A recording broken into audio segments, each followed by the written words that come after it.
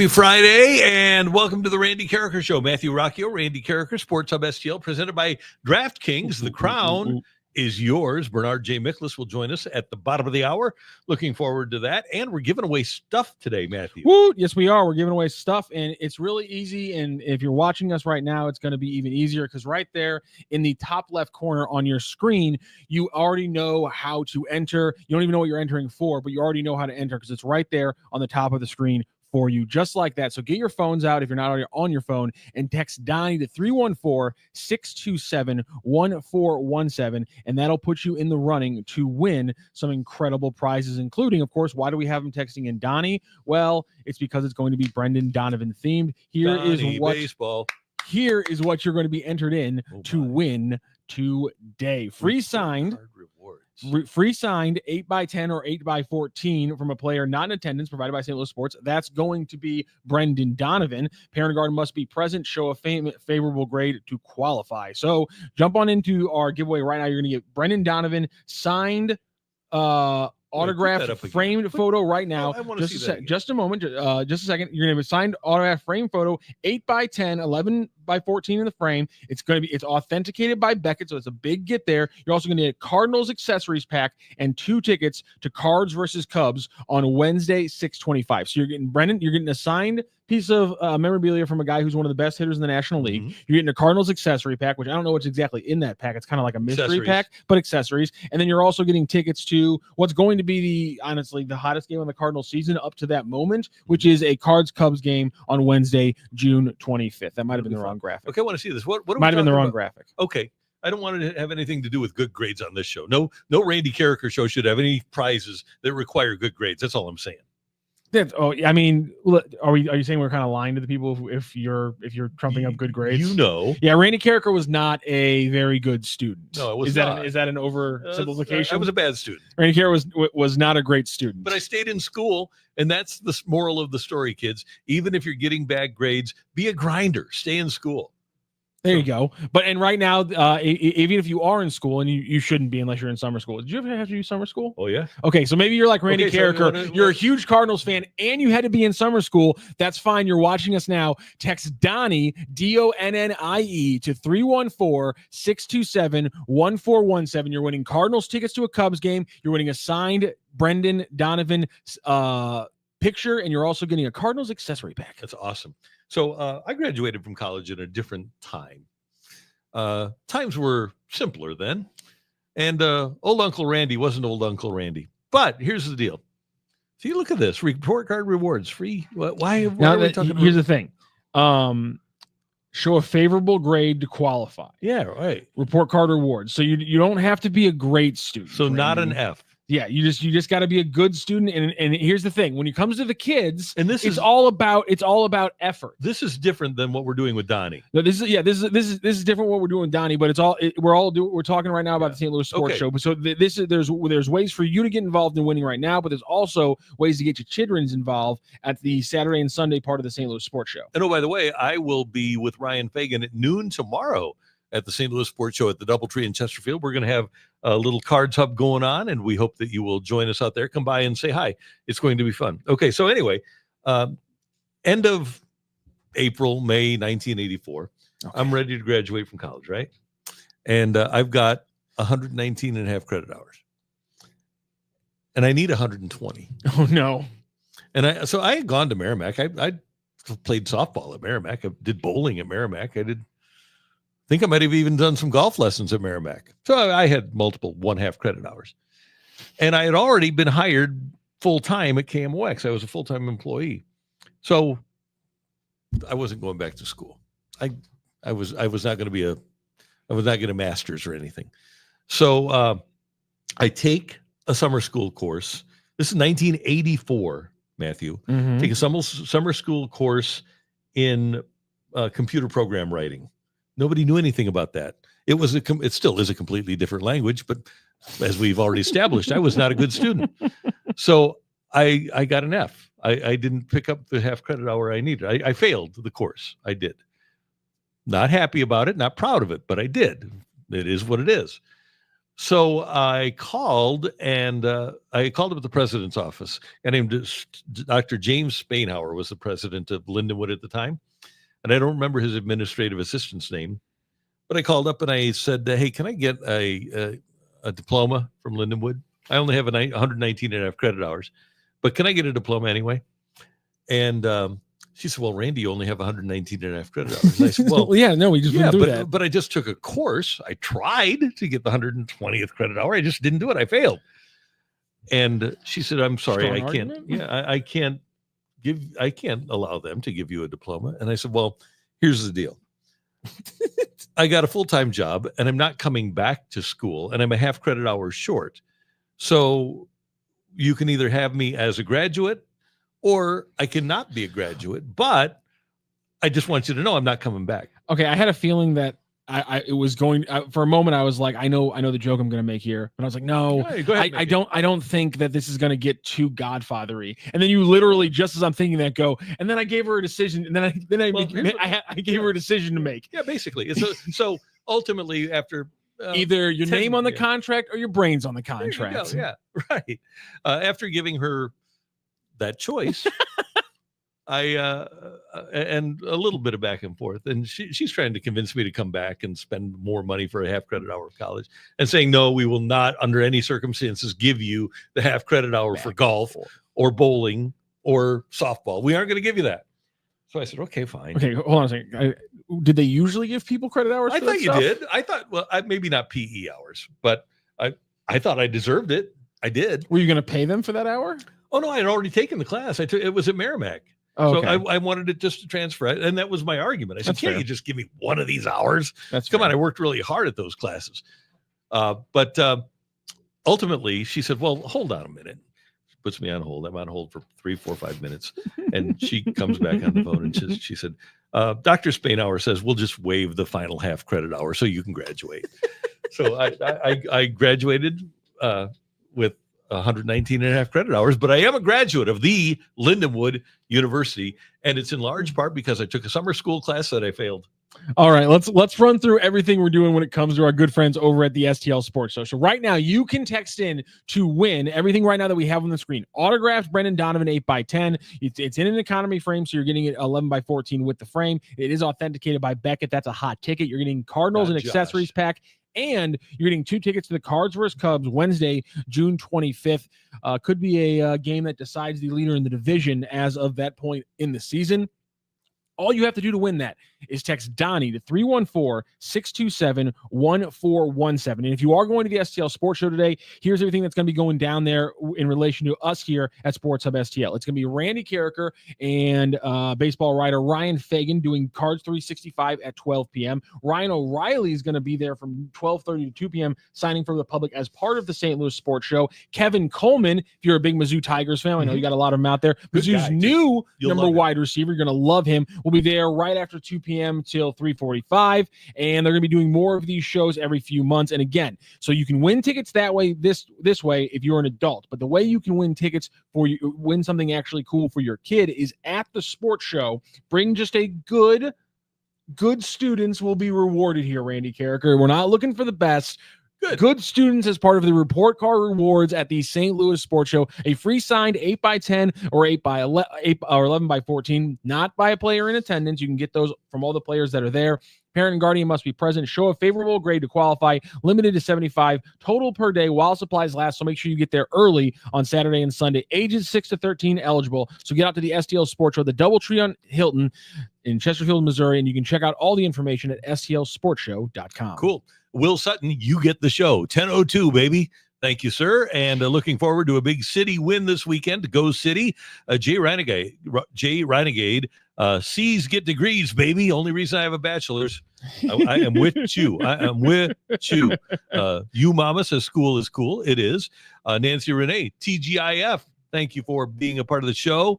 And also, softball at Merrimack. Want to join a slow pitch softball team? I don't play anymore, Will. I wish I did. I don't.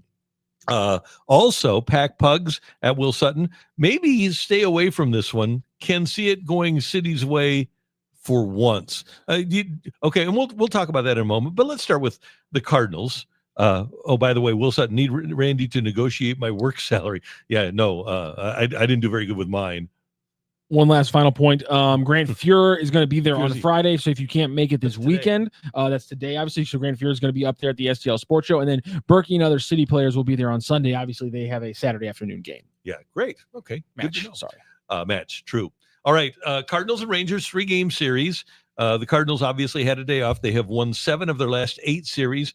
Rangers offense is struggling, 3.25 runs a game. That's third from the bottom in all of baseball. You wouldn't think that the Rangers, with the young offensive talent that they have, would be struggling. They made an effort. They got Jake Berger during the offseason, but they just aren't what they were a couple of years ago. They've been shut out 7 times and scored 2 or fewer runs in 27 games. The only teams that have fewer runs per game than the Rangers are the Pirates and the Rockies, who both replaced their manager. And while the Rangers are third from the bottom in runs scored, they're third in ERA at 3.19. Just the Mets and Royals are better. So it should be a low-scoring series. The Cardinals should be able to suppress their offense, which has been suppressed all year. And you would think that the Cardinals would have trouble with their pitching. And they'll see DeGrom, by the way, on Sunday. What's Patrick Corbin? Bernie talked about this a couple of weeks ago. Patrick Corbin is pitching in Major League Baseball right now. It's kind of insane, right? Yeah. What did he finish that insane season with his Oh. actual baseball, with his actual ERA? It was something. I feel like it ballooned to something insane. I don't know if it actually came down. Yeah, What did it actually finish it with? He was pretty bad. Yeah. Oh my gosh. It was 5.82, 6.31, 5.2, 5.62 were his last 4 years with the Washington Nationals. And he started 31, 31, 32, 32 games. I mean, What that was is he? 120 starts of 5.2 or worse ERA pitching. Wow. That's insane. What was he in?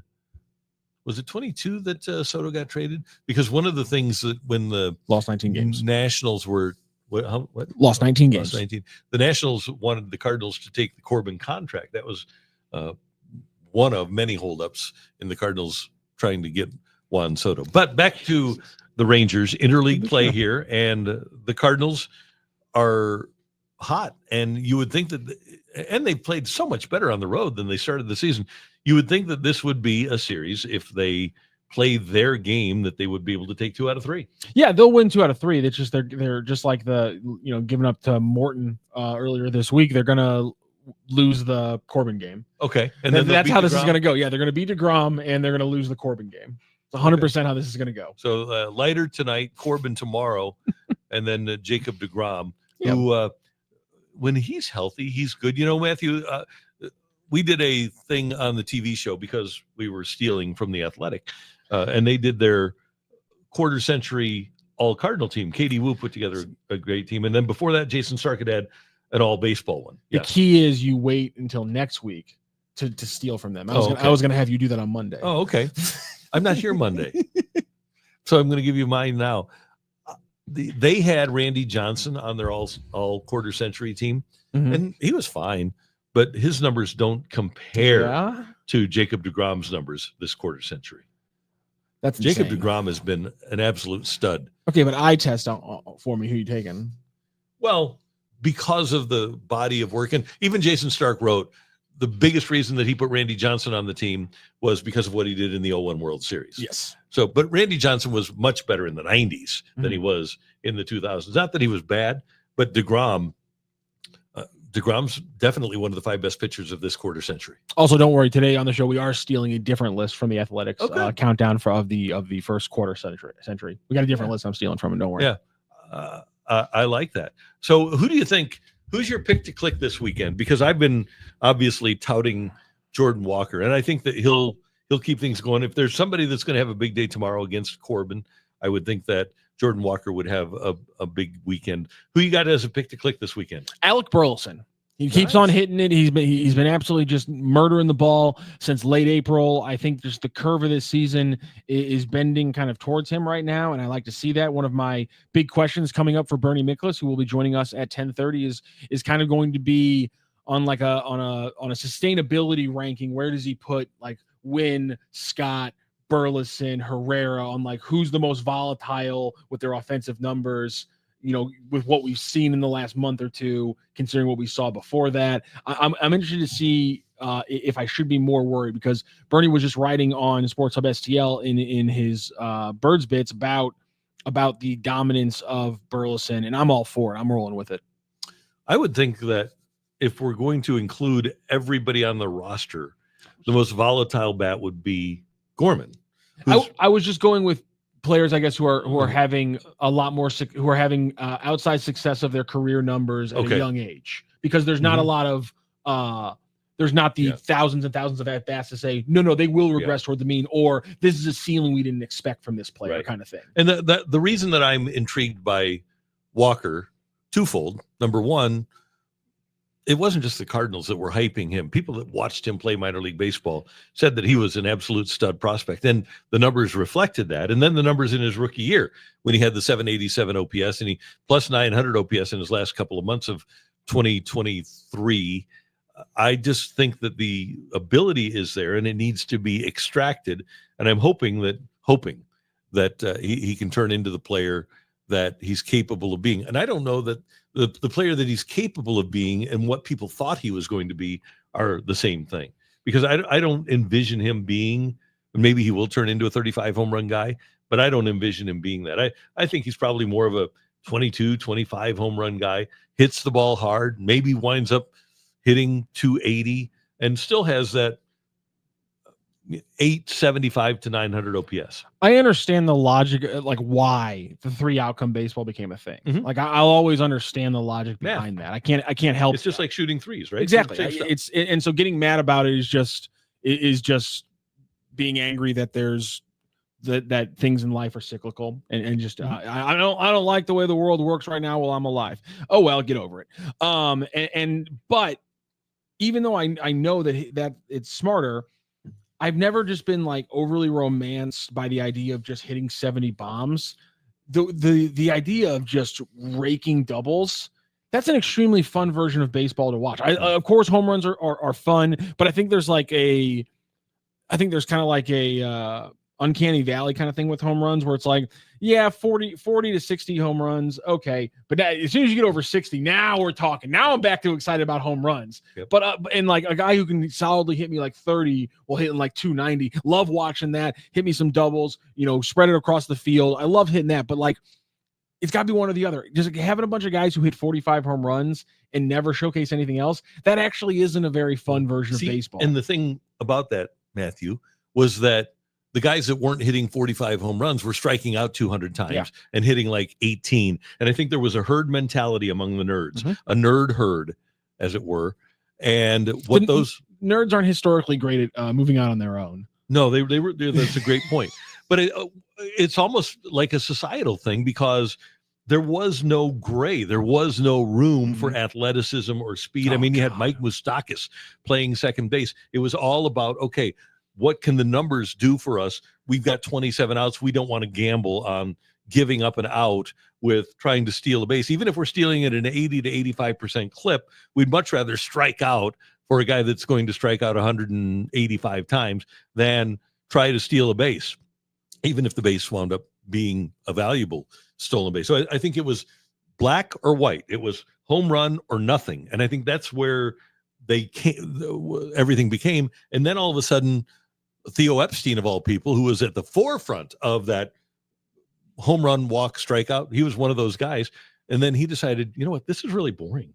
And fortunately, he got the commissioner's ear and got some of these rule changes in place. I think the game is significantly better now. And I also think the smart teams are going to wind up utilizing their athleticism, stealing bases, hitting and running, hitting doubles. There are some ballparks and some teams where it would be exceptionally smart to collect a group of players that can run and or hit a bunch of doubles. Like you go back to, and I don't know if the Padres would ever do this. You go back to what either Citi Field was at the beginning or what Petco Park was at the beginning, where they had the huge dimensions.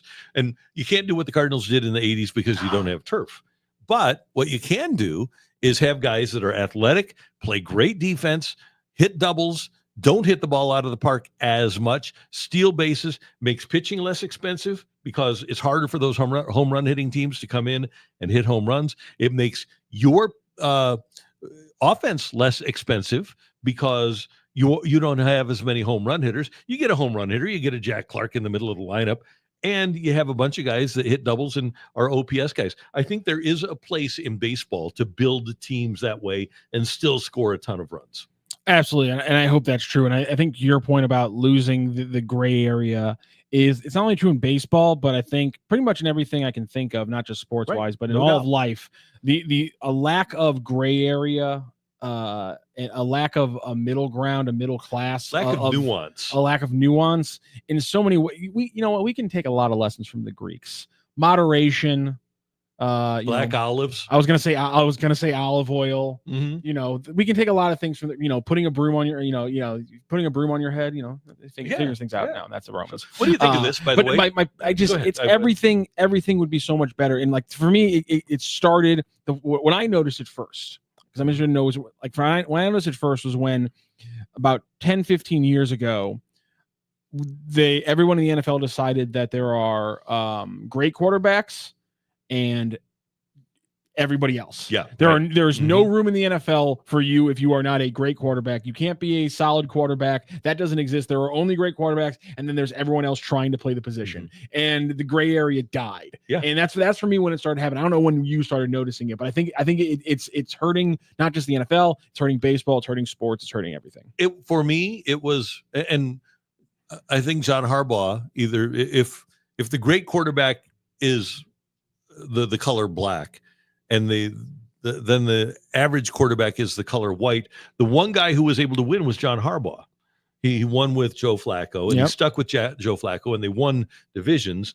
But to your point, so you either had to be Peyton Manning or you had to be Brady, who they gave some time to, but obviously wound up throwing 60 touchdown passes. But if it didn't happen for you in the first 2-3 years, you were out of the league. And again, it's part of a microwave society too, where that guy who shows up average, if he isn't great right off the bat, they say, yeah, he's disposable. We'll just go get another guy. Look at the Arizona Cardinals deciding right away that Josh Rosen can't play.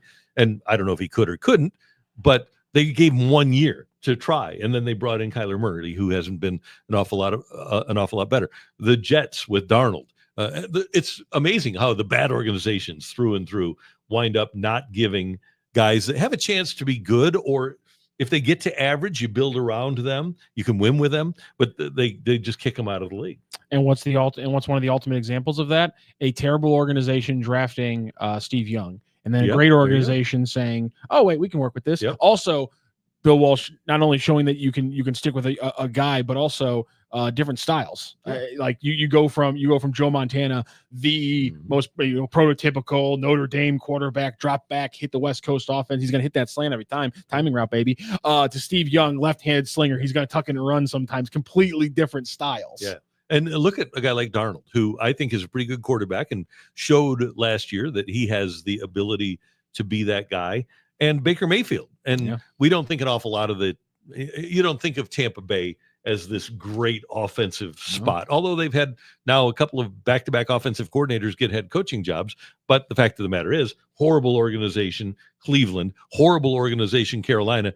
Then he winds up playing for a guy who's a quarterback whisperer in LA, and then winds up moving on and doing pretty well with the Tampa Bay Buccaneers. Sometimes it takes a little event like that to go play for a guy like Sean McVay, and that turns you into a better quarterback. Yeah, exactly. I just get more nuance back in everything. And exactly. And that's what we're talking about with baseball. And that's why I think the Cardinals, I don't think that Victor Scott II is ever going to be a 35 home run guy, but he's going to be exceptionally useful. This whole conversation started with Jordan Walker. He can be a really good player that hits 25 home runs rather than 35 or 40 and can do a lot of good things offensively for you. Isn't to a smaller, maybe this is me overthinking it, but isn't Brendan Donovan's 2025 season kind of a point to this? Yeah. A guy who is not a stereotypical third hitter, but you put him in that spot. And I'm not saying that he wouldn't be hitting 325 if he was batting sixth, But I think the fact that they saw something in what he was doing in the spring and said, this guy can be a middle of the order hitter for us because of what he can do to get on base with this team. We might not be a big home run hitting team, but that factor in the middle of our order, getting on base at one of the highest rates in Major League Baseball, that is something that we can use as a weapon, even though it's not the way that everyone's supposed to do it. Do you agree with me that of your 6 real impact spots in the order, 1 through 6, Brendan Donovan, I think, would be good at all of them. Yeah. I think he's shown to be a really good leadoff hitter. Number 2 hitter with a good leadoff hitter might be his best spot. Yeah. He's probably your best overall hitter, which traditionally back in my day went to the number 3 hitter. He can hit with enough pop to hit 4th. And then obviously if you can hit with enough pop to hit 4th, then you can be a threat to hit 5th. And then you get him down to number 6. He might be the best number 6 hitter in the league. Yeah, he's an incredible player. He's going to be an all-star this year. He can play multiple spots defensively. At least 2 of them, I would say, above average, second base and left field. Mm-hmm. That's incredibly useful. He's a wildly useful player. The fact that he's doing it to this level this season, it's going to be one of those things where it's like you look back and you're like, oh wow, Brendan Donovan had one season where he finished top 12 in MVP voting. It's going to be kind of nice. It's going to be fun. And you can win Donnie stuff by texting in. You see the upper left corner of your screen there. Text the word Donnie, DONNIE, to 314-627-1417. Oh, by the way, and he's 27 or 28 years old right now. Let's double check that. But either way, whatever he is, the Cardinals should sign him to an extension. Yep. They're too close to him getting to free agency to not sign Brendan Donovan to an extension. He just turned 28 in January. Yeah, so he not only on the field, but off the field, he's a great spokesman. He's a fine young man, military background. He treats people with a high level of respect. He's a great guy in that room as a leader for a young team. Chaim Bloom, I know you watch every day. You need to get to Bill DeWitt Jr. and Bill DeWitt III and say, hey, we got to get this guy signed, get him under contract. There it is. Autographed Brendan Donovan 8x10 in economy frame, 11x14 with the frame, authenticated by Beckett Cards, Cardinals accessories pack, and 2 tickets to the Cards and Cubs Wednesday, June 25th. Somebody's going to win by texting in to 314-627-1417. Like, honestly, you can go out or you can go on eBay and find autographed photos of Brendan Donovan, and you could probably get that for a good price. There's a good chance in 3 weeks from now that a ticket to that Cards Cubs game is going to be like 6x what it is right now in the market. So I mean, this is a fantastic get right now. Again, all you got to do, DONNIE to 314-627-1417. That's DONNIE to 314-627-1417. Win that right now. There's no reason not to. And tonight is going to be a fun night at the ballpark in Texas because the Cardinals are in town, and there's some fun stuff to play for you on DraftKings Pick 6. And I'm going to set something up for you that's going to be fun, and you're going to love it. And it's going to involve the Cardinal game, and it might not involve a Cardinal. All right, we're gonna go low scoring here because of everything we were just saying. We're gonna go high strikeouts on our pitchers and less on all the other hitters. You'd think so. You would think so. Think so. Okay. But Matthew Liberatore going for the Cardinals. Jake Berger playing against his hometown team. Jake Berger to hit a home run tonight. I'm going to say that he's going to go over 1/2 of a home run, so he will have a home run tonight. Can you? Even though it's against the Cardinals, can you hop on board? I'm with it. He had a big hit. I think last year, or was it? I think it was last year. He had a couple big hits against the Cardinals when he faced off against him. Yeah. So that's where we're going to start here with Jake Berger hitting a home run. Then we've got Matthew Liberatore, and this is like free. If you want to take advantage of this, Matthew Liberatore, more than 4.5 strikeouts. Oh yeah, more. That's. I mean, absolutely more. Yeah. I mean, pretty much every game that hasn't been shortened by some oddity for Matthew Liberatore this year has come with at least 5 strikeouts. So yeah, that sounds. I don't want to call it free money, but that's just a smart play. So I've got the St. Louis and Berger to homer, and I've got Liberatore more than 4.5 strikeouts, 6 times to win or more, and that's pretty cool. You can do that too. I'm going to make that bet. I'm going to make that bet right now. Here we go. Boom. And we need to get a camera that we can zoom in from behind and be like, oh my god. Okay, we can do that. Putting the bet in. We can do that. Hold on here. Can't do it today, but I gotta fix this. I'm gonna do this and there. Submit. My picks have been submitted, so there you have it. on DraftKings Pick 6. The crown is yours. Use that promo code STL Sports, and you can get $50 when you make your first $5 bet with DraftKings Pick 6. Keep the action going all week long with that $50 in bonus picks. Easy to start, fun to follow, and gives you a whole new way to stay connected to the game. Download DraftKings Pick 6 today and use that promo code again, STL Sports, when you sign up. Only on DraftKings Pick 6, where the crown is yours. Gambling problem? Call 1-800-GAMBLER. Help is available for problem gambling. Call 888-789-7777 or visit ccpg.org in Connecticut. Must be 18 and over. Age and eligibility restrictions vary by jurisdiction. Pick 6 not available everywhere, including New York and Ontario. Void where prohibited. One per new customer. Bonus awarded as non-withdrawable Pick 6 credits that expire in 14 days. Limited time offer. See terms at pick6.draftkings.com/promos. Let's get, and we're going to get to Bernie Miklasz here in a bit. And Bernie and I are going to do a cool thing we've got coming up. Thanks to Joe Roderick for starting this, but we're going to do best to wear every number in St. Louis. And we're going to start that on Monday here on Sports Hub STL. Best jersey numbers in STL sports history starting next week. You can decide who wore it best in St. Louis.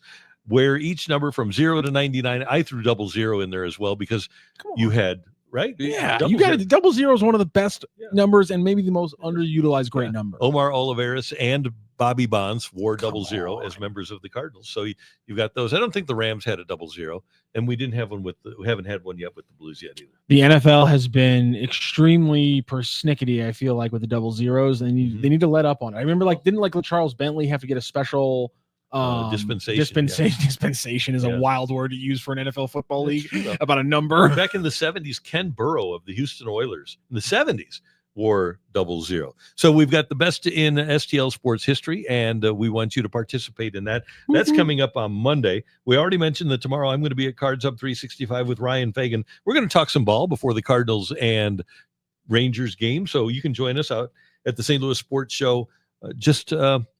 Come on by the DoubleTree and say hi. It's stlsportshow.com. So participate in that. That's starting Monday. Number one Blues fan, back from vacation, boys. Hey, you can use your phone to watch us every single day. We are a great vacation device. We're just a lot of fun. We kind of add to a vacation thing.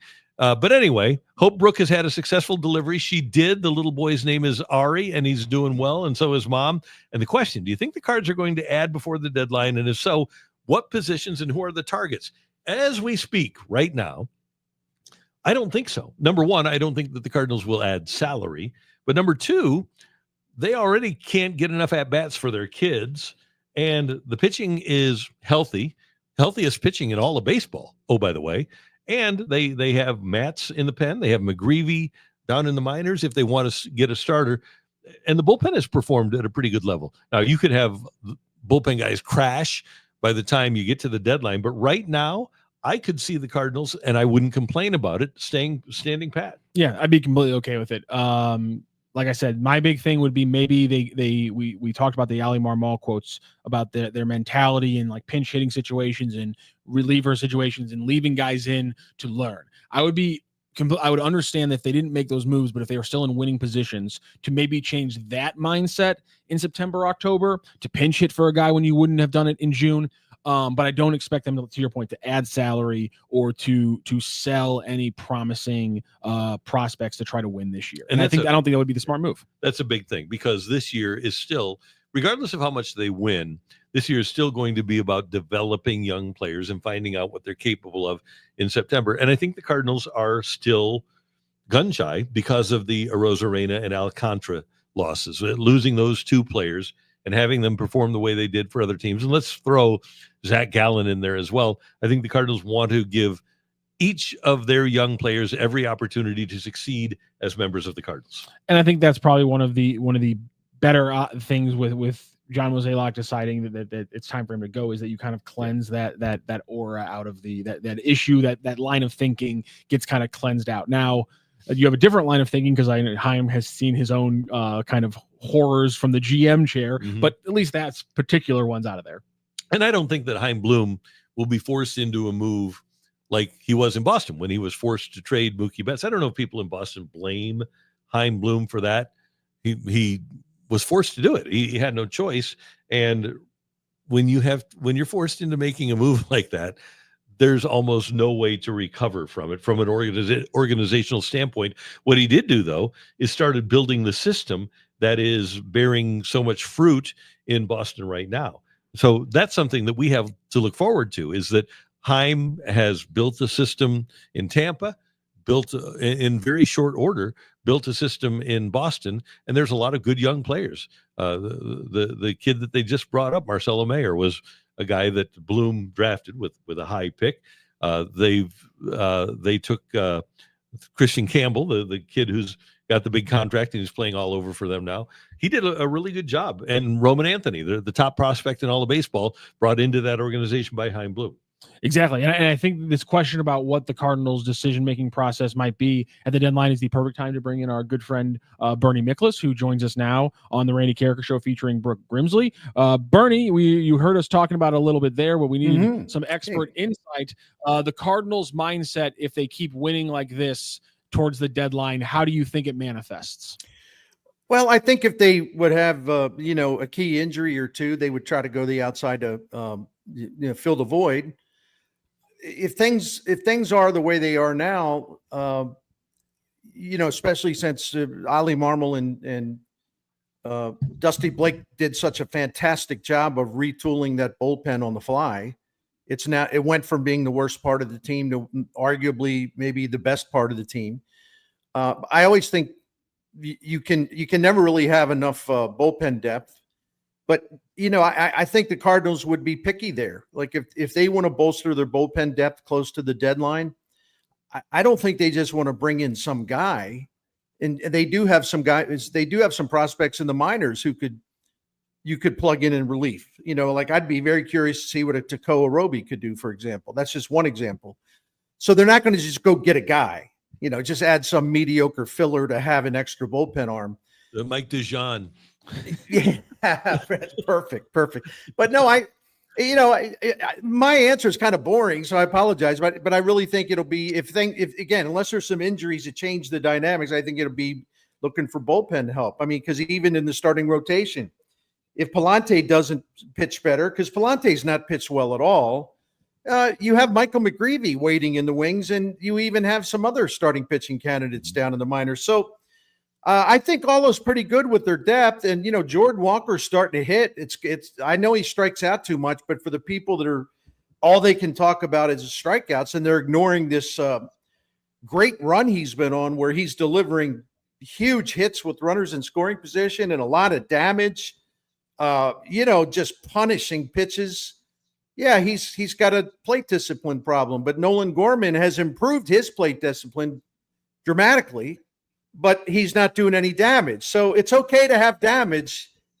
You can strike out if you're doing the damage when you do connect enough. So my point there is like, well, maybe they would have to go get an outfielder because Walker's, not hitting well or this or that. Things are still developing with this team, and they're developing in a good way. I mean, I'm not saying they're the perfect team. They're far from it, but when you have a top 10 offense, you have the best defense in the majors, you have a top 10 starting rotation in terms of ERA, and your bullpen is the second best in baseball since April the 25th. I don't see any glaring needs there. I'm with you, Bernie. But by the way, I want to go back because I haven't taken a deep enough dive. And that I'm not a fan of teams being owned by data, but data is good. It's good. Right. Information is always good. Sometimes information overload can be a bad thing. But the Cardinals developed a tremendous amount of data over the last several years to help them figure out a way to keep their pitchers healthy. And they utilize that with the 6-man rotation and with the limitation of innings early on for their starting pitchers. And if I'm not mistaken, Zach Thompson is the only guy that is a Cardinal that has gone on the IL so far this year. So the Cardinals deserve credit for that, whether it's the analytics department or the baseball people, whoever it is, they've done something right to keep their pitchers healthy. Dusty Blake's done a fantastic job. I've told people this before, and I'll say it again, because I always own up to things I say that are dumb or at least uninformed. On my KFNS radio show, I used to make fun of him because I'd say, well, it's Dusty Blake. Every time you look in the dugout, he's staring at an iPad. So I called him Coach iPad. Mhm. And I was wrong. He's a really, really smart guy. Adam Wainwright was the first to say that a while back. Yep. And the thing about Dusty Blake that I reported last year, and it's even worse than I reported at the time, Dusty Blake, in terms of analytical tools and in terms of technology equipment, this guy was operating in a space that would have fit, the 1980s or something. They were so outdated. He didn't have the tools available that most major league pitching coaches do. So despite all that, he was smart enough to know how to fix some guys. To your point, he and Ollie Marmol were determined to make sure they can get as many starting pitchers through a season as healthy as possible. And to me, they've done that without sacrificing innings, really, because we're an old school baseball town, and there will be people in our town that will never, ever, ever, ever get over the fact that starting pitchers, it isn't standard for them to go 7. The new normal is if you pitch 6, then you're like a stud, right? The new normal is around 5.5 innings per start. And the Cardinals, if you look at their average innings per start, they're in the top 5 in the major leagues. And so what they're doing fits the modern template, but they're doing it better than a lot of other teams. And they're keeping their starters healthy, but they're also watching innings enough to know, we don't want to push this too much because we got to keep these guys healthy. And that's exactly what they're doing. And it's working beautifully for them. It's a really smart dugout. I mean, John Jay and Brant Brown, Dusty Blake, Stubby Clapp, of course, Daniel Descalso, Ollie Marmol put together a great coaching staff that's teaching. And analytics is a part of it, but a lot of it is just teaching and getting these pitchers and hitters to recognize how they can get better, and by using data and analytics to just show them. So they're doing a good job of, assimilating that stuff without burying them under it and confusing them.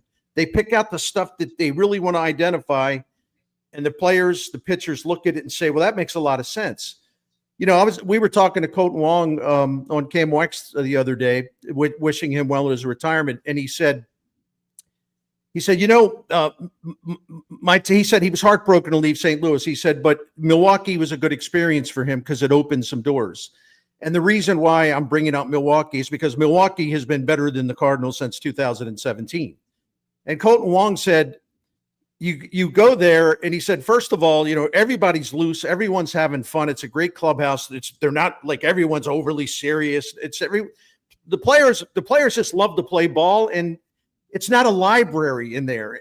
And the other thing he said there were some things that I learned there that I never learned about in St. Louis. And he said, listen, our coaches did the best they could. Don't get me wrong. But the Brewers would give analytics to their players in a very direct way that would say, look, see, watch this. You'll get better. Take this advice. And he said, I learned about analytics and how that can help me. And it was a really wonderful experience. So I still don't know why the word analytics gets so many people in our town breaking out in rashes. I just don't. If analytics are,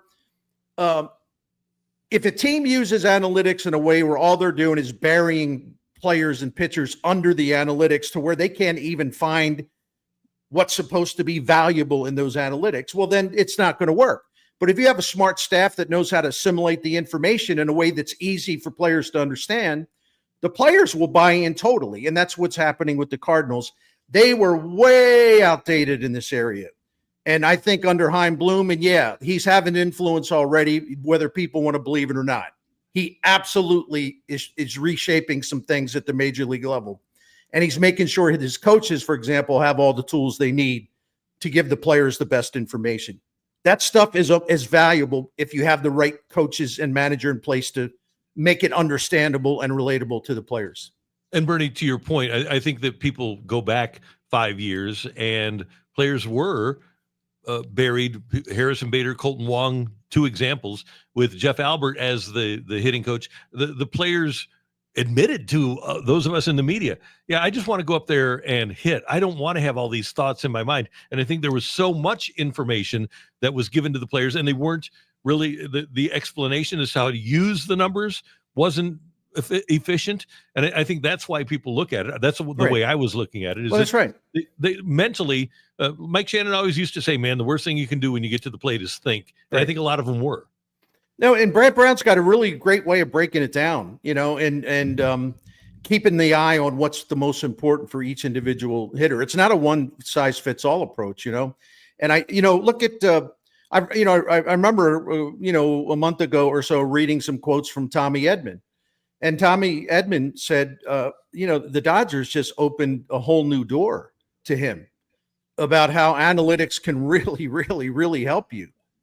And see, a team like the Dodgers, of course, they have a $1 billion payroll or whatever. We all know that. But they're also extremely smart. I mean, when you have a guy that built the Tampa Bay Rays into a winner on a shoestring budget, Andrew Friedman, and then he takes that same knowledge and advanced thinking in baseball out to LA, where he's also got the wealthiest payroll in baseball. That's why the Dodgers are so good. It isn't just throwing money around. They're really, really smart, and they teach their players to become smarter because they have great information for their players. The Cardinals will catch up in that area now that Chaim Bloom's on the scene, and he's bringing in people that can, in effect, share all of the wisdom that for years and years and years has gone into that Tampa Bay operation. And I've had knuckleheads every time I'd mention Tampa Bay and how smart they are. And why Chaim Bloom, I heard you saying it, why Chaim Bloom's going to be great for the Cardinals. I said, well, Tampa Bay's never won a World Series. Why should we be so impressed with them? Oh, I don't know. Maybe because the times in their existence, they've kicked the Yankees' ass despite having the lowest payroll in baseball. Maybe that. I don't know. Or maybe the fact that the Cardinals shed $40 million from their payroll this past offseason, and they have a better team because it's more efficient and they're smarter and they're playing the game the right way and they're making use of all the tools and all the analytics. You don't have to spend a tremendous amount of money to be a really good baseball team, but you have to be a smart baseball team in order to get away with having, to overcome having an average budget, let's say. But for the people, it's just like payroll. It's all about payroll. No, it's not. The Cardinals are winning more games than I think I counted it the other day. They're winning more games this season than I think it's 6 teams. It might be 7 teams that have payrolls of $200 million or more. The Cardinals virtually have the same record. It's only like a 1 or 2 game difference with the Mets, and the Mets have a $328 million payroll. So my advice to St. Louis Cardinals fans, and they're not going to listen to me because they think I'm arrogant when I say this stuff, and I'm not. I'm trying to be helpful. You have to adjust your thinking on how you build a winning baseball team. It's a hell of a lot more complex than just throwing money around. Yeah. And as we've talked about a million times, as much as we appreciate John Mozeliak and his body of work overall in St. Louis, they have not spent their money wisely in recent seasons. I want to connect this talk about the confidence with the coaching staff with something you were talking about on one of the latest episodes of the Bernie Show on Sports Hub STL. You were talking about the sustainability factor of Jordan Walker and how that's the challenge going forward. Take away any of the StatCast stuff or any of the numbers really that we've seen over the last 2 weeks. Over the last 8 to 10 years, we've seen a lot of outfielders fail to, find their feet and develop in St. Louis. Does that confidence in the coaching staff that we're just talking about, this new coaching staff, does that confidence in the coaching staff already kind of change your confidence level in Jordan Walker going forward? Absolutely. I mean, look what this staff did. Look, first of all, Victor Scott II did a lot of the work himself because he's a driven competitor. Look at the incredible improvement with him. Once this new coaching staff, got to work on him, and he found out, how you got to teach guys how they can get better, and you got to do it in a way where it's relatable to them, and that's a great example. look at Matthew Libator. Dusty Blake came up with a cutter, said, you got to start throwing a cutter. Just get rid of that curveball because, if you're going to be a starting pitcher, you're going to have to do something to make yourself better against right-handed hitters. And they've done exactly that. That's a direct result of great coaching. There's so many examples like that. I'll tell you another thing that I haven't even talked about this yet. It's much easier to steal bases than it ever has been before in the major leagues. And the Cardinals, in terms of throwing out base runners, when I'm talking about Pages and Pozo, they're actually doing fine. And where they've really improved though in suppressing stolen bases. The last time I looked, their pitchers as a group were like 4th or 5th best in the majors at holding runners on. Uh-huh. That's a big change. What do you think the pitchers thought of that themselves? Of course not. That's coaching, right? So there's all this incremental evidence that adds up to a pretty big picture. And Cardinals players today should be grateful that they're working for this staff rather than some of the stuff they've had to put up with in the past. Bernie, you and I are both big fans of Bruce Bochy, and the Rangers have fallen on hard times. They scored a ton of runs a couple of years ago when they won the World Series. Now they're 3rd from the bottom, 28th in Major League Baseball in runs per game at only 3.25 per game. And it's a different looking roster, but they also aren't getting the same sort of production. I get that Corey Seager was hurt for a lot of that, right, but one guy shouldn't make that much difference. What do you think's going on with the Rangers? Well, they fired their hitting coach and brought in Brett Boone, and which is it. I thought that was an interesting move because unless, how do I put this? Unless Brett Boone brought along some special vitamins that worked for him so well in Seattle, I'm not sure what the point is, but I digress. But their offense hasn't improved since they brought him in. I'm not sure what the appeal was there, but it's not working so far. They have some guys just have, Adolis Garcia is toast.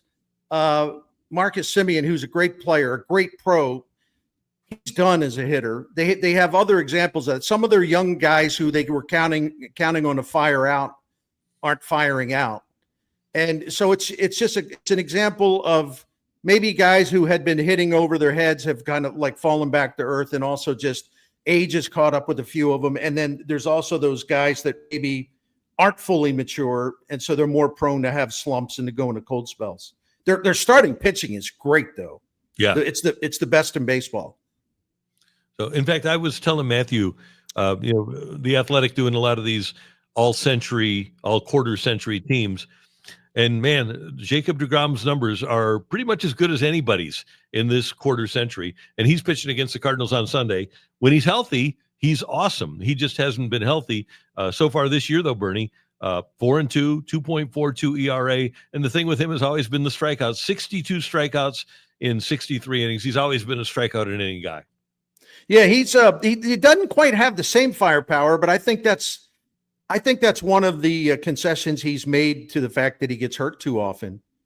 I think maybe there's less torque on that slider that he throws that's been so great for so many years.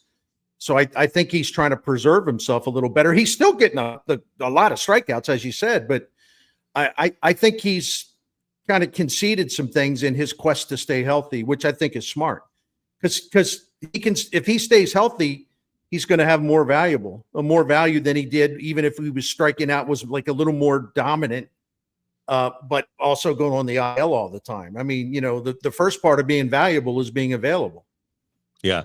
He's, by the way, 10.9 strikeouts per 9 innings in his career and 5.37 strikeouts to walks in his career. And that's great awards. He was awesome. I think he's kind of underrated, actually, because of as much time as he's missed. But when he's been there, he's been dynamic. And who's got, I shouldn't say DeGrom-like qualities, but who's a really smart guy and with the help of the coaching staff understands this is Matthew Libator, because if you look at Matthew Libator, his strikeout to walk ratio, the last time I checked, was like the second best in the National League among starting pitchers. He doesn't walk people. And he strikes out enough of them. He's not like a huge strikeout guy, but he strikes out enough of them. But the key there is Libby does not walk hitters. He's very efficient, and he also does not allow home runs.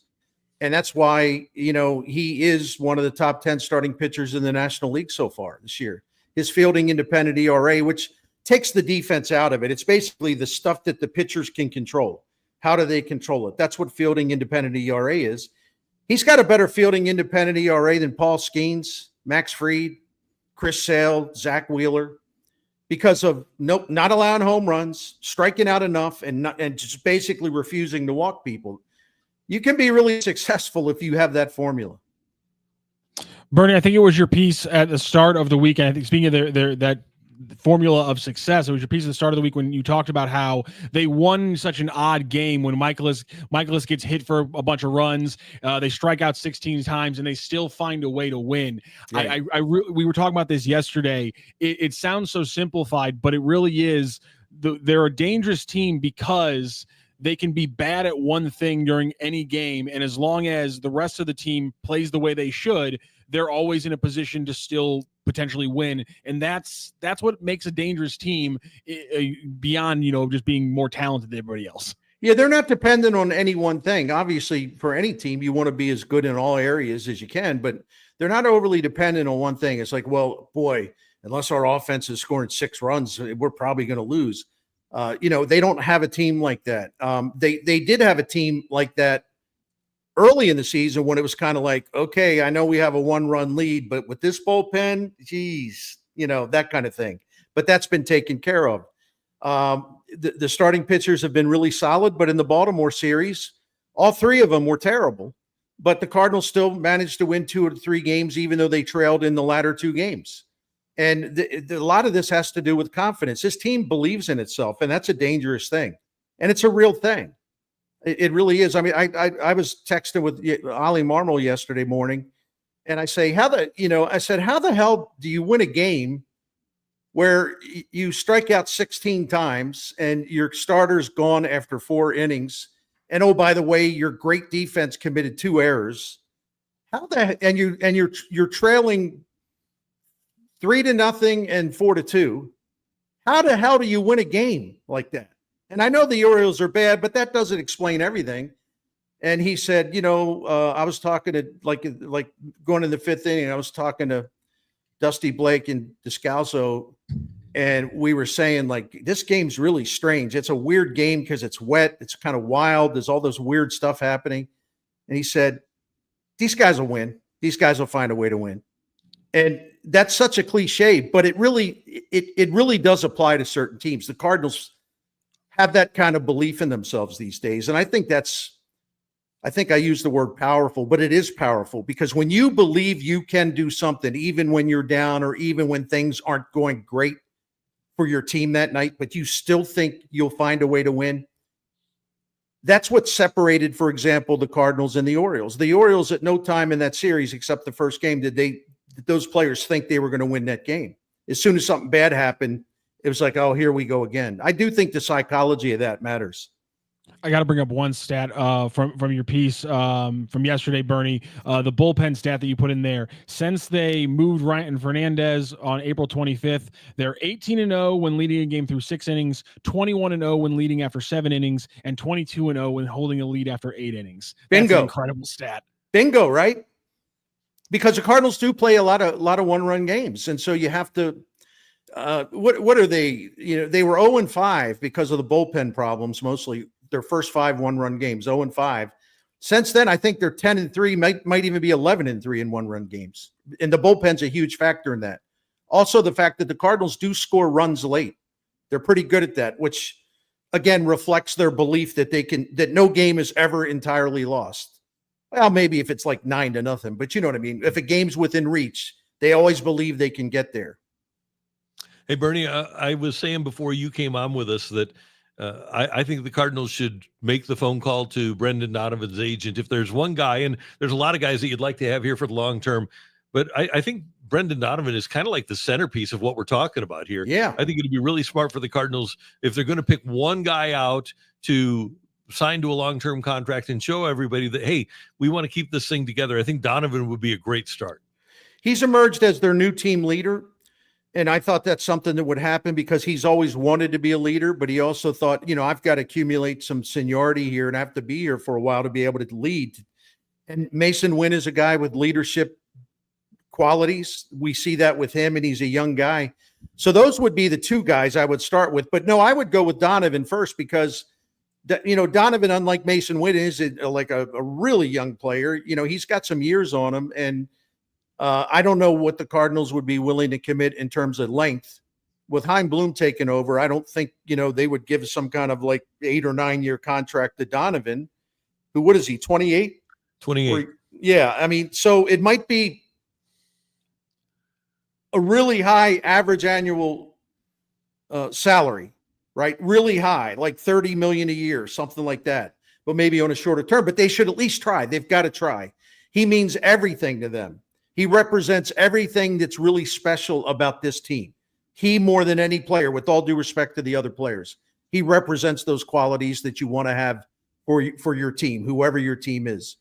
But Wynn also looms as a guy that's going to have a very special career, and the sooner maybe they can entice him with, say, a 10-year contract, the better it'll be for the Cardinals' future. Yeah, and I like you said earlier, Chaim Bloom is involved enough so that they can do these sorts of things, and they aren't going to sign a guy to a 10-year contract and not tell their future Pobo about it. So we know if somebody does sign that contract that there's involvement on the part of Chaim Bloom. Yeah, no doubt about it. He's more involved than people think.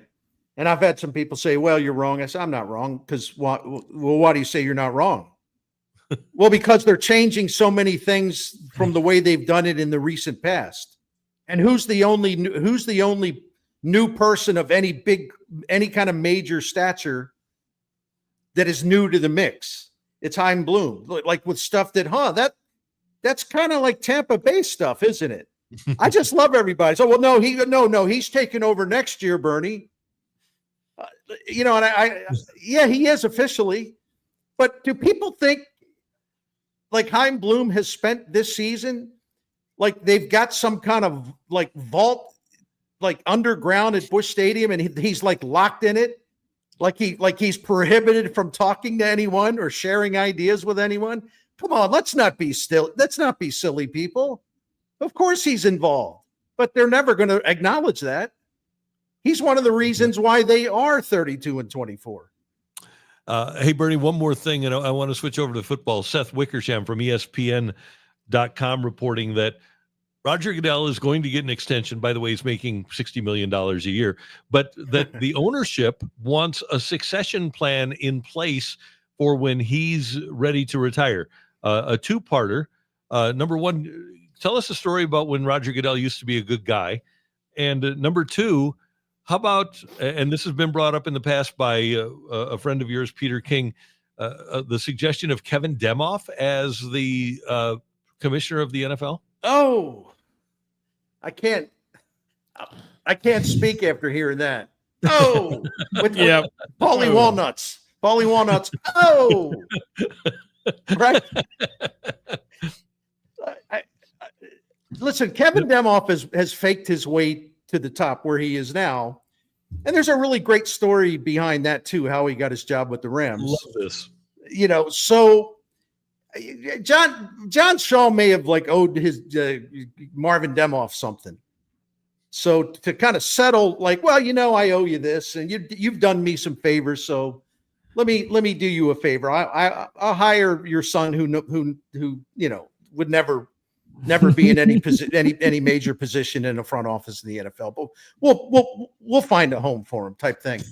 So listen, with all due respect to Peter King, if the NFL can't do better than Kevin Demoff, then what you decided you're going to ruin your number one position in the world in terms of a professional sports league.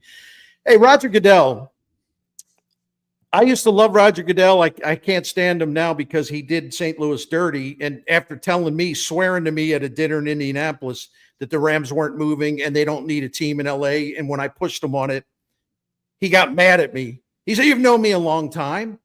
We don't want the Rams to move from St. Louis. I'm going to get together with some people. We're going to find a solution. I said, well, I know Kronk. Well, no, come on, man.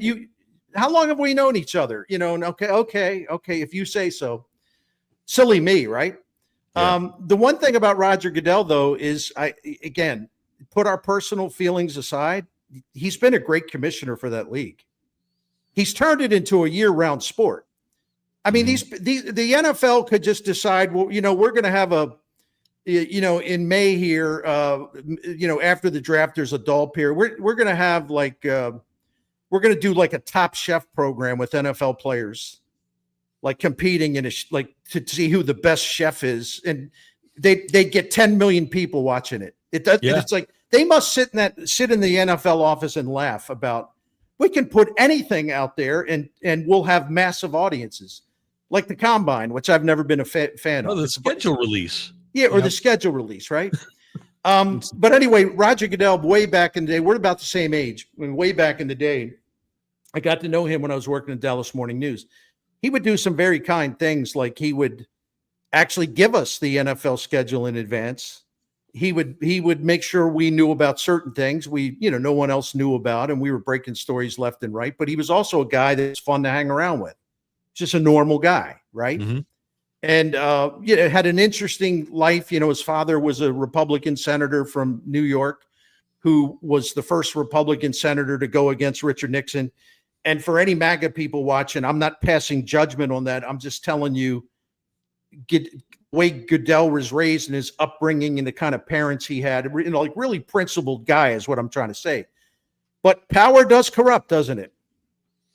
Yeah, there's no doubt about it. And I guess $60 million will buy that, $60 million a year from the owners. Clearly, that's the price. But I go back, Bernie, to that 2013 conversation that was unearthed in Discovery of the lawsuit, when he's on the phone with Kroenke and Art Rooney in October of 13. And Kroenke says, I bought this piece of land in LA and I'm going to build a stadium on it, but I want to keep it under the radar so that people don't find out about it. And then Goodell says, we'll respect your wishes. And then he's asked about it 3 months later at his Super Bowl press conference with all of the media there. And Sam Farmer says, hey, can you tell us about Stan Kroenke buying this piece of land in LA? And Goodell says, there are rules in place. And if an owner is going to buy a piece of land to build a stadium, I need to know about it. And Stan hasn't told me about that. He said, right. Stan's a worldwide developer. Well, now we know that Goodell was told about it 3 months earlier, agreed to keep it quiet. You couldn't be more of a scoundrel. Exactly. And that's not the guy that I knew when we both were young. Yeah. So I think it does say something about the just inherent corruption in the modern NFL. You can't really can't believe anybody, really. Maybe there's a few people, but you can't believe anybody. And to my memory, the very first thing I remember of Goodell when he got the commissioner thing was the save the shield or keep the shield clean, protect the shield mindset of cutting down on the fact that, remember the arrest counter that used to be on Pro Football Talk that would always reshot. And I feel like it's funny that at the very beginning, it was all about keeping things clean. And yet here we are talking about his legacy being corruption and dirtying the shield. Not in a way that he, not in the way that he was worrying about in 2006, but certainly in a way that I'm worried about now in 2026. Bob Costas told the truth about concussions on Sunday Night Football on NBC, and Goodell got him fired. That's a great point. Oh, there's no doubt about it. And I had a lot of conversations with Costas about that at that time and then thereafter, when all of a sudden he, was not all of a sudden this annual interview he did with Goodell during Super Bowl week or whenever it was. No, Roger really doesn't want to do that anymore. They absolutely they can't tolerate anybody who expresses dissent. Corporate media all of the men and women in corporate media that cover that league, they know where the line is, and they don't even come close to even tiptoeing near it. No, the only person that does is Wickersham. Yeah, I know. Isn't that interesting too? Because you're right. He's broken a lot of stories that do not reflect well on the NFL or its owners, but yet there's a lot of people in that league that respect him, or he wouldn't get the material that he gets. Yeah, absolutely, no doubt He's about a great guy. What a great guy he is. Yeah, he's fantastic, and he's, by the way, you talk about playing it straight. He is the one guy that told the St. Louis story as it should have been told. Exactly. It was a beautiful piece. I try to read that once a year. I do, Yeah, just because it was so good. And it's a great refresher for anybody. Just do a Google search for Seth Wickersham, ESPN Rams move or something like that. You'll find the big article about it. Bernie, have a great weekend. What's on your agenda? You just going to watch a lot of Cardinal baseball? I am. I go hard during the week, and I'm not looking for a medal. I'm not. I mean, I love work, but it's just like some days. Today's one of those days. Actually, I can't wait till about 5:45, and then I'm just going to go immediately run to the couch. Probably stay there all weekend. So, no, I Saturday is my burnout day. I just veg out, and I'll probably catch up on some stuff that I want to watch on TV, whether it be a film or a documentary or something like that. And then Sunday we'll watch Cardinals baseball one way or the other. But I just kick back on the weekends. I'm not very ambitious at all. Good. Have a great time, and we'll talk to you soon. Love being with both of you guys. Thank you. Thanks, Bernie. Talk to you later. See you later. That's the great Bernie Miklasz joining us on the Sports Hub STL on the Randy Karraker Show. You know what I'm going to do tomorrow? I'm going to head on over to the St. Louis Sports Show. Oh, St. Louis Sports Show. Sorry, I thought you were going to say Fenton Bar and Grill. My bad. It's at the DoubleTree in Chesterfield, and it's going to be tomorrow, or actually today, the 30th, through June 1st. Autograph signings. Fuhr is going to be there. Grant Fuhr, Ryan O'Reilly, Roman Berkey, Armand Membo of the Jets, and a lot of people. We're going to do the Cards Hub 365 pregame show starting at noon tomorrow at the DoubleTree Hotel in Chesterfield. All you need to do is go to stlsportshow.com, find the schedule, and get all the information. There are VIP packages. There are opportunities available for most of the athletes with those VIP packages. And all you need to do is use the code SHOW15 when you go to stlsportshow.com. Get 15% off tickets. It is the 2025 STL Sports Show, Friday, today, through Sunday, June 1st at the DoubleTree Hotel in Chesterfield, stlsportsshow.com. And Ryan, Grant Fuhr will be there today if you're going to go today. If you can't make it on the weekend when Randy and Ryan Fagan will be there, Ryan O'Reilly will be signing for the public after you guys are there at 12:30 to 2 p.m. Kevin Coleman, the new Mizzou #1 wide receiver, will be there right after that, 2 p.m. to 3:45. And be on the lookout for more shows every few months. And of course, if you're bringing your kid ages 6 to 13, present a good report card for a free in-stock autographed photo. Love what they're doing at the STL Sports Show. Okay, you've already read the piece at The Athletic, but if I ask you right off the hop, best game since this century started, best game of the last 25 years, baseball game, what do you got? I'm extremely biased, so for me, it's Game 6. I agree. It's Game 6. Dan Schulman of ESPN and the voice of the Toronto Blue Jays says Game 6. Jason Stark says Game 6. And The Athletic, and it's a really good piece, and it's hard to argue with what they have. But Tim Britton did a piece with the top 25 games of these 25 years of this century. And he has 2011 World Series Game 6 as number 3. Yes. The consensus list came down with 2 Cardinals games in the top 25, and I'll break it down to you. 2 Cardinals games in the top 10, 2 Cardinals games in the top 7, and I think most people can probably guess. You just said number 3 was 2011 Game 6. What was number 7? I'll let people put in a couple guesses now because I think it's pretty obvious, but I do want to give people a chance to guess if they haven't read the piece. I will ask you, are they missing any Cardinals game? Should there be a third Cardinals game that comes to the top of your head on this list?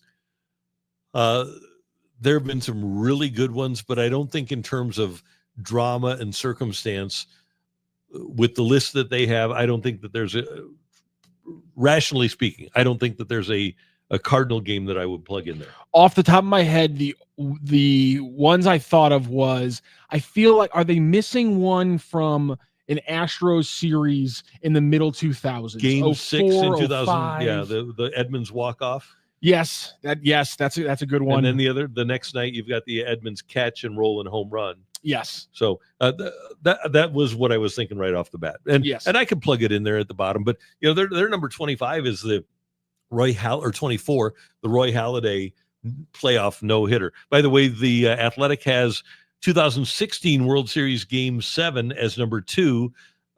Cubs over the Indians 8-7. The Cubs come back and win their first World Series in over 100 years. I was excited to hear your reaction to the number 1 overall they had. And number 1 overall, Diamondbacks over the Yankees 3-2. And the thought process kind of hard to argue is not bad. You had Clemens against Schilling as the starters. The game ended with Mariano Rivera and Randy Johnson as the pitchers, and so much drama in between. And it basically ended a Yankee dynasty. I think looking back over the course of the 25 years, that's legit. I think in terms of just, and circumstances play a big role, because that was 2001. It was after 9/11 too. So I don't have a problem with those, but everything that could happen in a baseball game happened in Game 6 in 2011. Yes, except for the one factor that 2001 has, which is it's a walk-off Game 7 hit, right? Yeah. I mean, I'm pretty sure it's the only Game 7 walk-off hit, or the only walk-off hit to win a World Series in this 25 years. Yeah, it is. So that factor is the one thing that Game 6 is missing, because it has a walk-off, but it's a Game 6 walk-off. You don't win the series. Because my thing would be, why is it number 1? Because what did we all imagine when we were in the backyard? Yeah, the game winning bottom of the ninth, right? Game winning, Game 7, game winning hit to win the World Series. So that's just like the one gap that separates that hit from every other and game from every other moment in the last 25 years of baseball history. It is the ultimate one, the only one, and that's why I think number 2 should be Game 6, because last pitch, last dying breath, all those things. But then you add in again the kid aspect of what's the only thing better than bottom of the ninth, Game 7 to win the World Series? Hometown kid. Yeah. Bottom of the ninth, game-winning hit in the World Series. And that's what you get from Game 6 in 2011. And by the way, as Tim Britton notes, from a baseball perspective, the home run was only Freese's second biggest hit of the game, because he saved them from defeat in the ninth.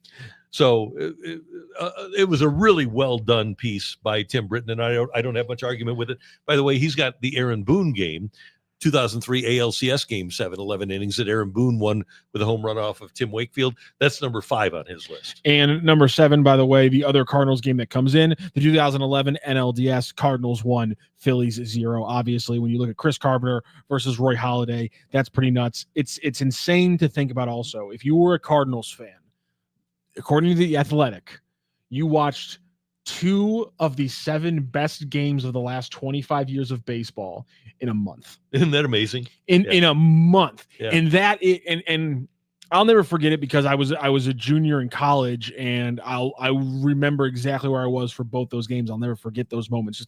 Just seeing it now, the way they put that in a month, St. Louis Cardinal fans got 2 of the 7 best games of the last 25 years of an entire sport for them. It's incredible. And you think about people leaving it on the field.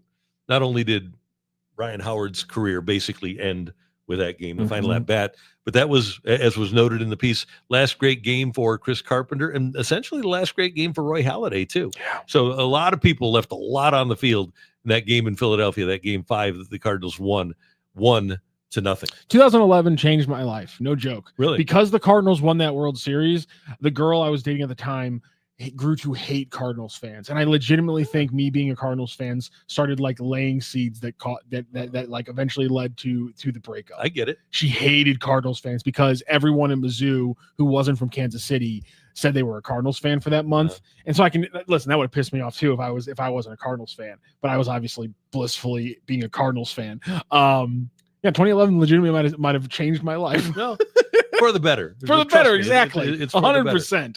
Hey, you need to know about the Fenton Bar and Grill this weekend. Great place to go for all kinds of sports. The Cardinal game will be on. All the Cardinal games will be on at the Fenton Bar and Grill. And their staple, their best thing is their trashed wings. and you can take advantage of the Fenton Bar and Grill on Monday. You can try their trashed wings 10 for $10. What an amazing deal that is for the best wings you'll ever have. Mondays from 5 to 9, dining in only for a limited time at the Fenton Bar and Grill. You can stop by, have some of those wings, enjoy ice cold domestic bottles of beer for just $2. It is an amazing place to go. A beautiful day. They've got a beautiful patio there. They also have the greatest servers that you'll ever encounter. Say hi to Megan and Jamie and Candy and Peyton. They're a great group of people, and they will take care of you. And they have a great menu aside from the trash wings. You want to try those for your appetizer, but in addition to the trash wings, they have great salads and wraps, fantastic burgers, just a spectacular menu. They have a wonderful happy hour every afternoon. So maybe you played around the golf and you're looking for a great place to hang out. Fenton Bar and Grill is a great place to go. Maybe you're looking for a great place for lunch today. Fenton Bar and Grill is a great place to go. Maybe you're just looking for a place to hang out on a weekend afternoon. Fenton Bar and Grill is a great place to go. It's just a couple of minutes away from the soccer park in Fenton, 701 Rudder Road in Fenton. Say hi to the 2024 Maitre d' of the Year, Chuck. You'll have a great time. It's the dive with a vibe. It's the Fenton Bar and Grill. When you go, tell them Randy sent you.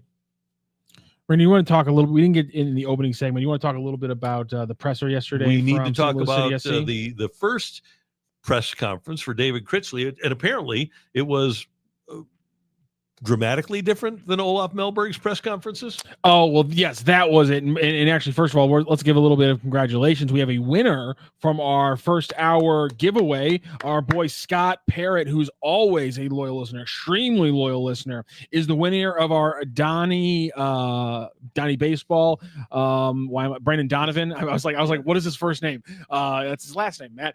The Brendan Donovan autographed picture in frame, the Cardinals accessory pack, and he will be going to the Cardinals versus the Cubs on Wednesday, June 26th. And again, if you are going to the STL Sports Show, you want to get yourself some autographed memorabilia, you can. For the kids, age 16 to 13 is eligible on Saturday and Sunday this weekend at the STL Sports Show down at the Doubletree Hilton in Chesterfield, Missouri. Check them out. A free signed 8x10 or 11x14. And by the way, that's limited to 75, and report cards just came out. Do they still do report cards on paper? Bringing good ones. I think you might have to do a screenshot because, I don't know. Okay. I feel like it's probably all online now. Okay, I would think so too. It was all online for me in high school, but I was like one of those first classes that had all laptops and everything, so we were at the fort. But I imagine just everything's gone that way. I would think so too. Since then, yes, it was an extremely different presser. Would you like to hear from Critchley first, or would you like to hear from the front office about what went wrong and why they pulled the trigger? I want to hear about what went wrong. Okay, so do I. Because that was our big question when we talked about the firing on Wednesday morning. What went wrong? Why did they pull the trigger now? What happened? And here is City SC GM and President Diego Gigliani breaking down what went wrong from his perspective. We obviously first think about the process that we followed. Was there anything that we missed in the process? I would say that, I've been involved in many of these now, and I feel that it was one of the most thorough and longest processes I've been in to select a head coach. That is not to say that it is foolproof, as we can see now. But we used a lot of data. We consulted a very large pool of candidates. We didn't restrict ourselves. We had many, many conversations. We searched for references, but I'm sure that there was still something that we missed. There is still, as you know, a head coach is a head coach and its environment always. And you try to make the best decision based on what you're able to see from a head coach. And that doesn't always transport identically from one environment to the rest. A lot of the things that we saw in Olaf are still true. He spent 4 or 5 years as a head coach, achieved a lot of success with his team, played a high intensity type of football, developed young players, overperformed versus the squad that he had. Those things are still true. Unfortunately, he wasn't able to replicate that level of success here. And once we felt that we had given that process enough time, it was the moment to look forward and to make that decision. Your first initial reaction to Diego's comments there as he reflected on the process that led them to the decision and everything going wrong. The thing is, if you have that extensive of a process, if it's the longest and most in-depth process in finding a coach that you've ever been involved with, and it winds up failing after 15 games. That's a you thing. That's not a him thing. That's totally a you thing. And clearly they didn't know exactly what they were looking for. And that's why things get really interesting when we also now look at Lutz Pfannenstiel, the director of the sporting director, in his breakdown of what went wrong. Diego already answered quite a lot of that when we had our interview process, which was good, which was very detailed. There was plenty of talks, there was plenty of data. We had workshops, and that was when we felt what we were looking for was pretty much well communicated, and it was aligned that we wanted to play our city style, which we always said is non-negotiable. That's the way we want to play. We want to be front foot defending. We want to be aggressive. We want to be a pressing team. And unfortunately, we did not really see that much once the season started. I have to say it was also in the starter plan because we wanted to be a bit more better organized defensively, which worked out really well in the first few games where we didn't concede much. We also didn't concede many chances. But the game with the ball, the offensive part, stayed unfortunately behind. And that was the way where I say our playing style was, not really met in the way we wanted it. This is soccer is a different game, and the way that it's implemented stylistically, and the fact that it has the least amount of like handprints in game of a coach of any other team, because you can't huddle people up. You don't even have the ability to like yell at guys on a bench and then send them back out there like you do in hockey with how free flow it is. It's the least, like once the game starts, that you get your handprints on. But it's still crazy to me. I don't think I've ever heard this stark of a play style difference leading to a coach being fired, where the GM says, we want to play this style. This coach has played this style before, but when he got here, he refused to play that style so much to where we could not abide it any longer. I've never seen anything like this before. Have you? Is this comparable to anything in your history? No, and probably when it has happened before, it's just been referred to as maybe philosophical differences. Okay. Rather than out and out throwing the coach under the bus. Or maybe the coach decided, you know what? I don't have the players to play that style. Maybe his thought process was, I would love to do what they want me to do, but I can't because of the guys that we have. The question got an answer. I don't remember exactly what the question was, but essentially the answer was when they asked him about the lineups he was playing and the style he was having him play, his rationale was explained as, I'm doing what I believe is best for me to win games. Yeah. On the surface, that's not a bad answer, is it? No, but it's better if you win. Yeah, that's true. If you're actually winning the games, it's true. It does make it a better answer. One other question that a lot of people were asking was about John Hackworth and why he wasn't stepping into this role, a role he stepped into last year after they fired Bradley Carnell. They went into that, and also why they're still positive about the rest of the season. Technical director, has a very important role in the club, and especially with me. There is a transfer window coming up, so it's the bigger picture with Hack.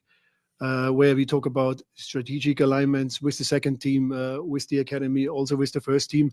So he has a super important role next to me. He's my right-hand man. And I think right now in that situation, it was clear for us that David Critchley deserves that chance. He has done extremely well as an academy head coach. He has done really well now, especially looking at the playing style, at the way we want to play in City 2.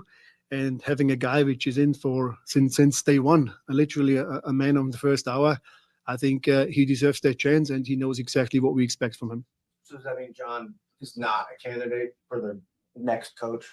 Well, right now he's our technical director, and we have not discussed it or spoken about that. I'm optimistic that we get players back now. I'm optimistic with the way David actually had his first sessions, or in general how we speak about football. So I speak with David at least twice a week, regardless what happened now, but also before. I think the way of play, to go back to our basics, I would say, is super important. We believe in Critch.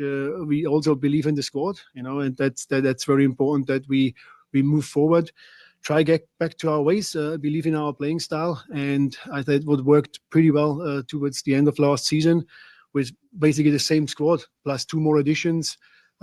Is for me very surprising that we do not get any results right now with a team which had, looking at numbers, definitely will have the quality to be a playoff team. A couple of questions. Number one, on that last comment, do you, with all the injuries, I think this team was behind the 8 ball. They haven't had their best player, right? Leuven basically all year long. Yeah, but one of their better outfield And players. Berkey no was doubt. out. Not that they played poorly, but Berkey does make a difference offensively with the way that he handles the ball, right? Yes. So that's one thing. And so I think that Mellberg, while I was a proponent of replacing him, I think that he needed to be replaced. Now, my other question is, as you watched that press conference, did you get any sense at all that they believe that their process in hiring Mellberg, the 5-month process, was flawed? The reason I ask that is, if they didn't admit that, do they just go back to the same group of people that they had last year that they spent 5 months trying to find the perfect guy, go back to the same list of candidates that they had, because they spent not only a great amount of time, but a great amount of money trying to find the right guy when they hired Mellberg? No, essentially they said it's going to be a similar list of things, because essentially what they're saying is that Mellberg ticked off all the things, but then when he got here, he just didn't follow through with what he had shown he could do, with the style that he could play. Like the things they highlighted is he played a boring style that didn't score goals, and he didn't play youth players. Mhm. And those are 3 things he did in spades for the most part, especially playing youth players and winning games while not having the best roster. He did those 2 things in spades in his previous career, previous stops. And so I don't think they're changing the criteria, because they know what they want. He wasn't able to execute. So then they should just save themselves some time and money and go back to the same group of people that they were pursuing less than a year ago, that they hired last winter, I think a right? lot of them got hired because they were also talking about MLS experience is apparently going to be a bigger importance, but apparently right now coaches that are on the market right now that have MLS experience is a very short list. MLS head coaching experience, by the way. Okay. And that are on the market was also something they said. And because people are asking, are you going to hire somebody in the middle of the season? When's it going to happen? And the point about MLS experience, I think, should be taken, because they said MLS experience is going to matter, but no one out there, there's not a lot of people out there with MLS experience, which tells me we might be seeing David Critchley for the long haul of this season. Okay. Not in the next year, but for this season. And with that said, let's hear from the new coach, because there are a lot of people excited after hearing him talk. I think with when we talk about the attacking side, we want to control games, especially at home. We have the quality in the players right now to go and control games, and we control games with the ball. So for us, we want to have good control, and then we talk about where on the field that control should happen. It should happen in the opponent's half of the field. So we should get there very quickly with control and then try to dictate the game from there. Obviously, then for us, we've talked a lot without the ball about counter-pressing and being very aggressive without the ball. So for us, the details of how we attack is how we defend, and how we defend is how we attack. So we're going to attack with numbers around the ball. We're going to be very good off the counter-press. These are some of the details that we've spent some time on this week in training. Again, a lot of the players, they know how to score.